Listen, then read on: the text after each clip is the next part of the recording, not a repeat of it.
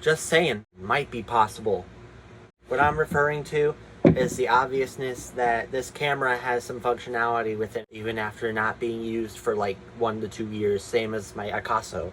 But I'm kind of in a bit of a predicament right now. Those community posts I made, I'm not quite certain if the previous one that I made is still going to hold up to the whole entire base of the video.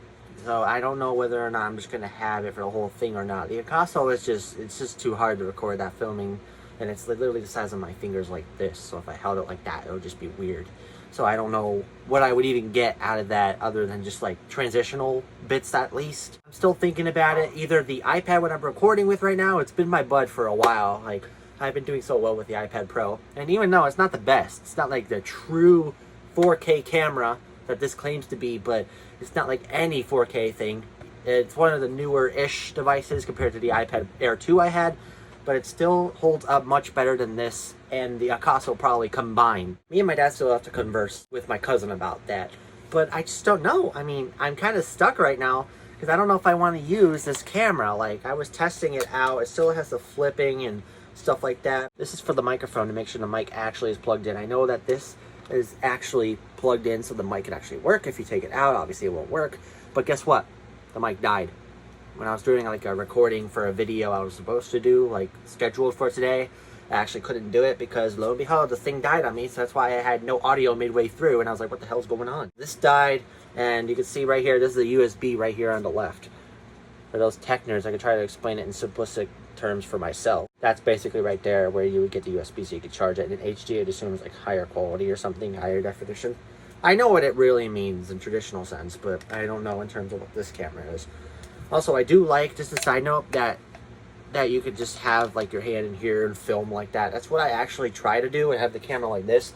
But will I be able to do that in the spare time before we go to New York City? I'm actually not sure. My teacher actually was fond of it. He was telling me all the stuff about how to make the potentiality like maximum. I did forget a subtle thing. You can flip this so you can see yourself like when you hold it like this, so you get your self view, and then you can just see how you are. It'll like for a second it'll just flip the camera over, like it'll be upside down. But other than that, it's mostly the same. And I really love this camera. I need to have a charger that can work for both the microphone and the camera itself, because obviously it would be better if I had 2 separate cords for the microphone and the camera. I don't know if we're going to get that far, but I did tell my parents I needed a charger, so they'll probably take that at its literal form. Another possibility of me bringing my actual Android phone, because I have my iPhone 10, but guess what? This thing is dead. Even if I had to fix it, I would have to go to like a retailer store and fix this bad boy. If I could, I would totally record like it. I would record like, if I know how to hold this thing. Yeah, there we go. I was going to hold it like this. This is how I usually would film with a phone, Android or not. But I have my Android phone. That is not locked, so that's going to be a good thing.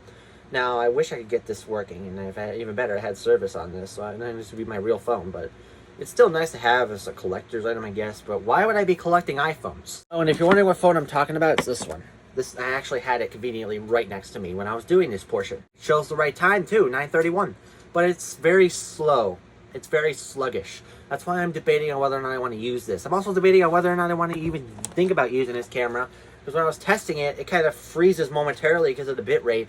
But again, for all those tech nerds, I did actually lower the resolution. So instead of 4K, it's, you know, that it's portrayed to be, it's 1080 by I think 60 FPS. I had it. I don't want it to be too low, so it's not like crappy, but you know, especially if we go out and we're out walking around and stuff. I want to feel like a real YouTuber. That's just something I might have fixed. I did a test footage, just moved it all around like this, because when you move it like this, it tends to, you know, bug out a little bit. But when I did that, it actually seemed to have worked. It was just a test run, and I actually was able to use this camera. It just says digital camera right here. So it says 4K video camera camcorder, hood remote, and then blah blah blah blah. So I think it just might be a standard 4K without any brand and all that stuff. You can see on the box there, it's somewhere around there, you'll find it. See, even holding it like this, that camera would not be able to pick up. That's why my iPad is the man, you know. I mean, I'm just glad that this is still a possibility. And that's pretty much it. So I gotta stop like getting a lot of filler in here. But yeah, I'm not trying to run to 10 minutes.